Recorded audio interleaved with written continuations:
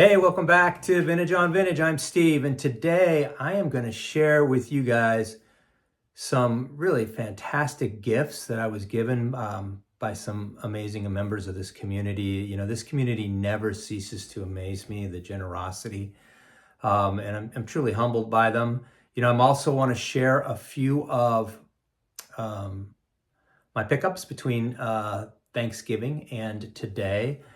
But before I do, you know, today is Saturday, December 21st. I'm filming this. I'll probably post it tomorrow on the 22nd. But I did find out that Rickey Henderson passed away yesterday at the age of 65 due to complications from pneumonia, which, you know, that is just such sad news. Like a lot of you, big Rickey Henderson fan. I mean, he was an amazing ball player that quite honestly has a skill set I'm not sure we'll ever see again.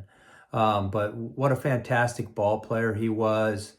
Just finished reading his autobiography, and I really loved it actually. And so it's a sad day. Rest in peace, Rickey. You left us too young. You will definitely be missed. So now I'm going to flip the camera and I'm going to share some of those great gifts from members of this community and those pickups. So hold tight and let's look at some cards. So the first gift I received was from Adam from Oregon, Adam Ulrey. I'm hoping I'm pronouncing your last name right, Adam. Adam, you know, he's a great member of the community. I don't believe he does any videos himself, but he's definitely out there watching a lot of everybody's videos, commenting, and I know he's gifted some people some fantastic stuff. Adam reached out to me, said he wanted to share some stuff with me. He sent a really nice note. I'm not going to read the note for sake of time right now, but here are the cards that Adam gifted me. He knows that I'm a big combos fan, so he sent me some combo cards, starting out with this Hot Corner Guardians of Billy Gardner and Cleet Boyer, right? Cleet was Ken's brother. This is just a really cool looking combo card. He also sent me this Friendly Foes. I love the Friendly Foes cards. This one has both Leon Wagner, who was a pretty good power hitter in his day, and Willie Stretch McCovey. I'm a big McCovey fan, so that's a nice 1964 Friendly Foes. This next card's really cool. It's Veteran Masters with Gene Woodland and Casey Stengel. And the cool thing about this is I don't have any Casey Stengel cards. And this one is really cool. So I'm really excited to get this one, Adam. I appreciate that. I think everybody needs to have a little Casey in their collection. These Bird Hill Aces of the Baltimore Orioles in the mid to closing in on the late 60s. You know, you recognize the two on the far right. That's Dave McNally and Mike Cuellar. And this was their pitching staff in the early to late 60s. This was right before you know, Jim Palmer became a mainstay. He was on the team, and he started to become a mainstay at this point, too. So that's a really cool picture. Really cool card. And how about this one? The Keystone Combo. Look at these two, right? You got Nellie Fox and Louis Aparicio. Doesn't get any better than that, especially if you're a White Sox fan. So that's a beautiful card with couple of huge White Sox players on there. Just absolutely love this card. And then this one, it's not a combo card, but look at this beautiful card. This is a 1957 Kurt Simmons card. And wow, is this just a beautiful card or what? It's pretty well centered, gorgeous pitcher. 57's great, great year. I didn't know much about Kurt Simmons, but I did do a little bit of reading about him, and one of the cool stories that I learned about was that in 1947, Bob Carpenter, who was the Phillies owner, he set up an exhibition game between his Phillies and some high school all-stars from Lehigh Valley. And Simmons was the starting pitcher for those high school players. And he ended up striking out 11 Phillies in that game. The game ultimately ended up, I think, in a 4-4 tied due to an error by the high schoolers late in the game. But Simmons, you know, as a high schooler to strike out 11 major league players was amazing. The Phillies signed him to a $65,000 signing bonus. So $65,000 in 1947 equates to about $930,000 today. So cool card, and it was fun to do a little research on it to give you a cool story.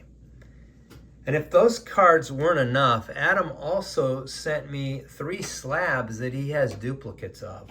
The first one, he knows based on my videos that I'm a huge Merlin Olsen fan, and look how cool this is. This is 1971 Topps insert game in a CGC slab of Merlin Olsen in a 4, and I just love this slab.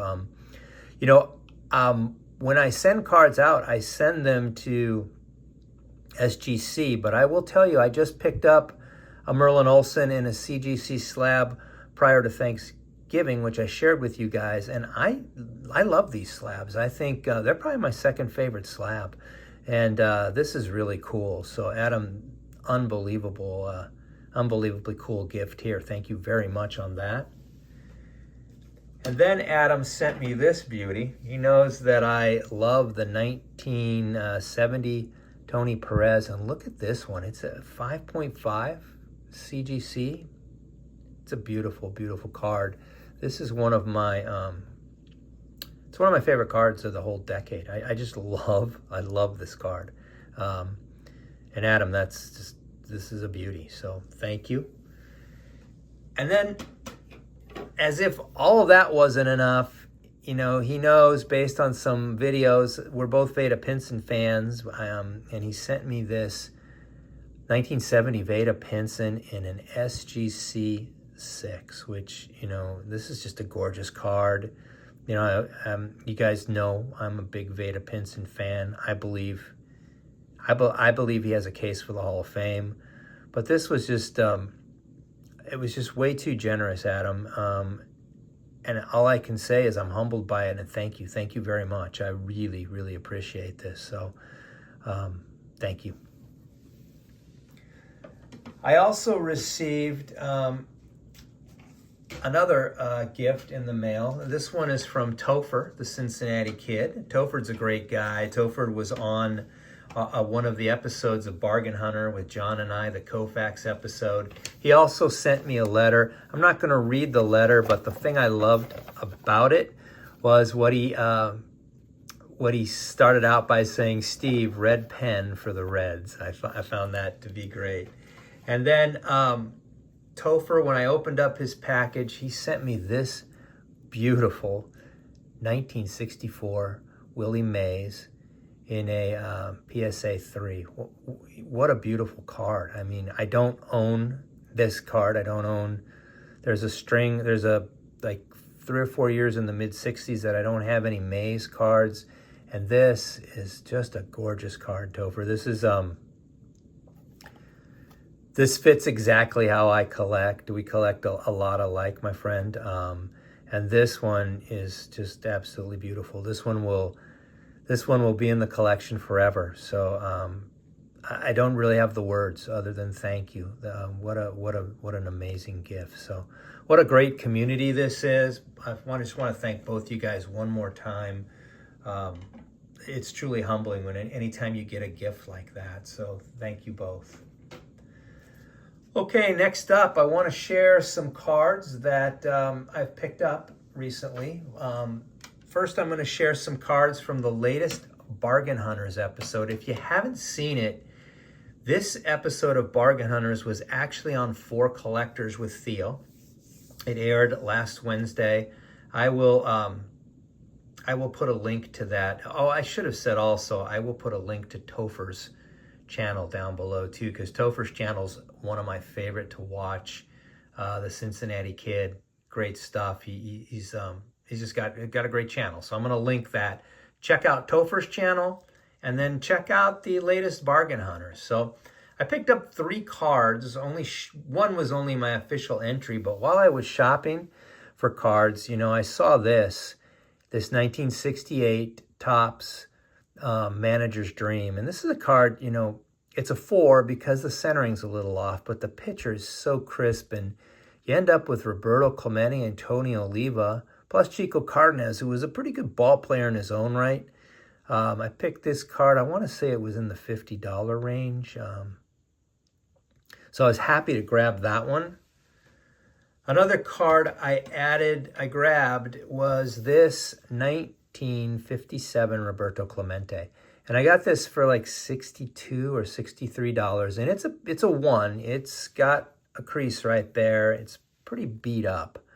And I'm not sure that this one will stay in the collection forever, or whether, I'll sell it or give it away eventually. But, I did pick it up for $60, and it's a third-year Clemente, right? So I was originally going to go with this card, but then I found a card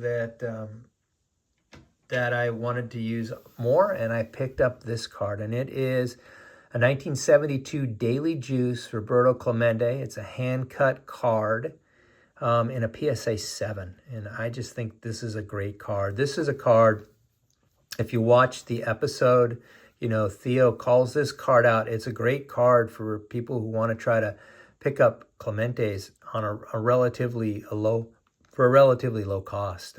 I got this in a 7 for $75, and I couldn't be any happier. So those are the cards from our last episode of Bargain Hunters, which aired over on 4 Collectors. So if you get a chance, check it out.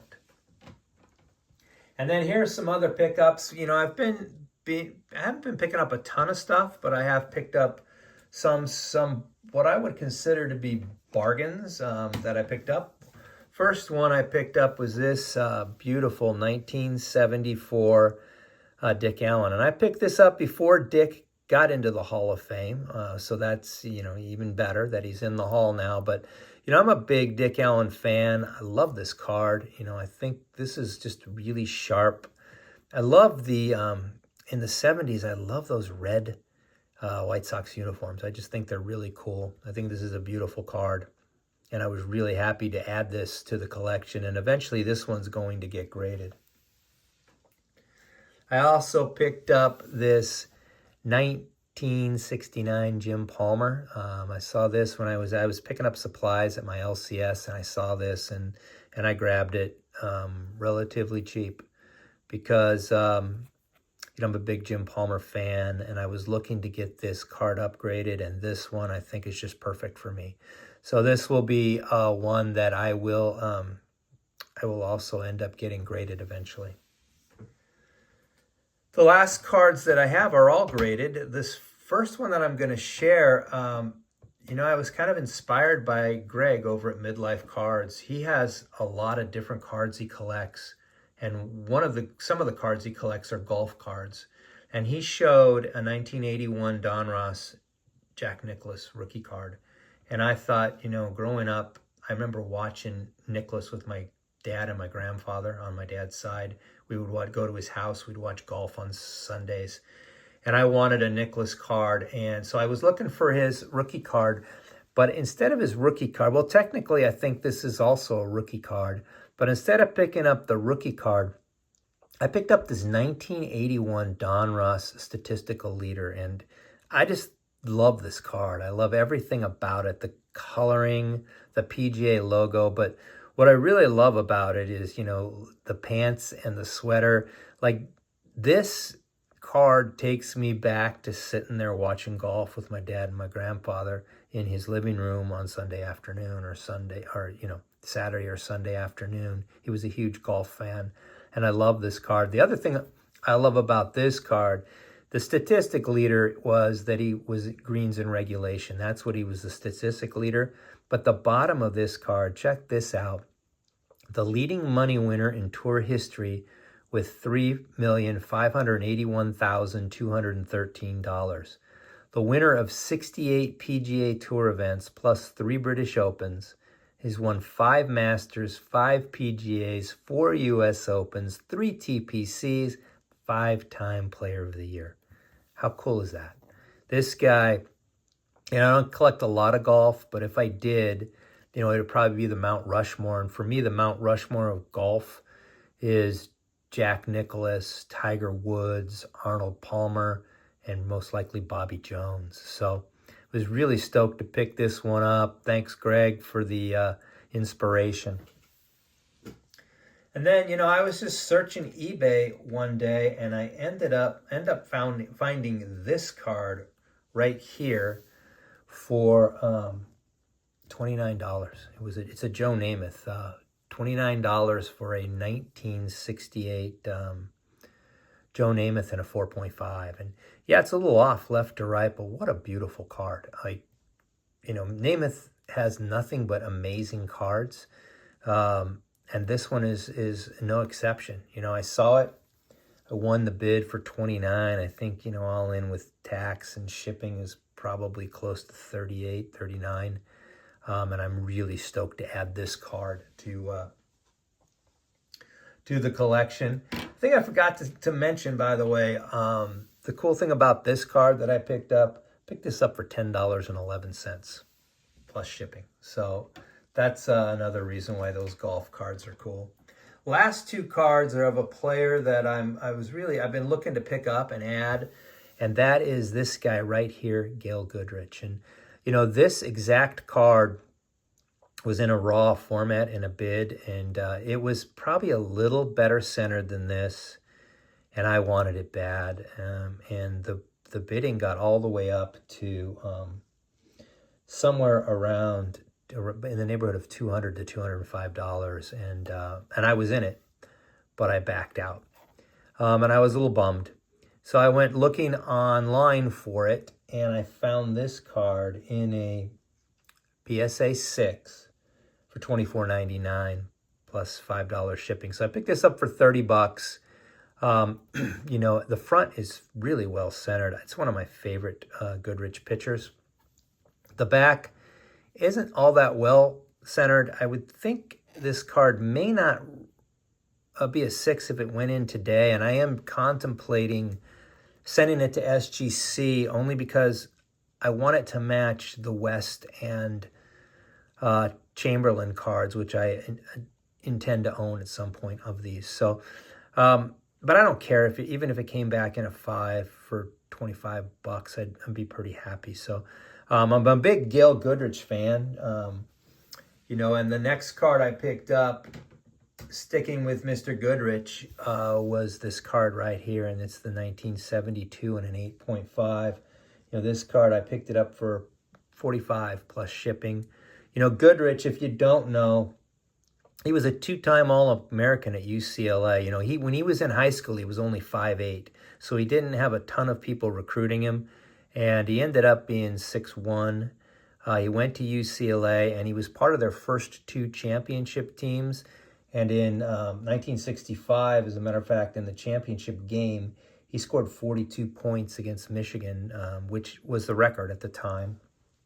He was drafted by the Lakers.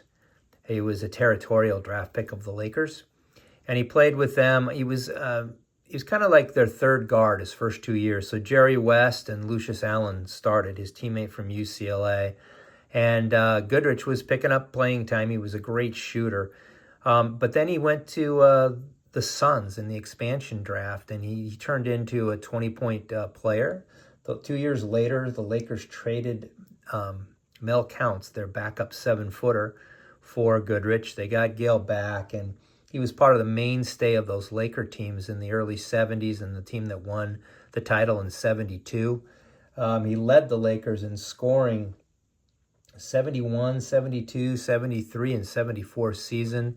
Over the course of those seasons, he averaged 22.4 points a game. He's in the Hall of Fame. He was a 5-time All-Star. And as a Laker fan, he left even a longer impression, because in 1976, he left the Lakers and signed a 3-year, $1.4 million contract to play with the New Orleans Jazz. And back then, teams got compensated, and the compensation that the Jazz and the Lakers aligned on was 3 first-round picks and a second-round pick. So the Lakers got the Jazz 77, 78, and 79 first-round picks. And in 79, the Jazz finished with the worst record in the league. So that at the time, the first and the worst record and the second worst record flipped a coin to see who got the number 1 pick. The Lakers beat the Bulls in a coin flip, and that draft pick turned out to be none other than Earvin Magic Johnson. And that was the story of Showtime, and all because Showtime probably wouldn't have been Showtime had Gail Goodrich not signed with the New Orleans Jazz. So there you have it. I know this video is getting a little long, a lot of great cards to share. This will probably be my last video before Christmas. I do expect, as usual, to be picking up some cards for both Christmas and my birthday coming up here. So I will be sharing something with you in the near future. But until then, I just want to wish everybody a very happy holiday, Merry Christmas. Stay safe, keep collecting. We'll talk to you all soon. Take care.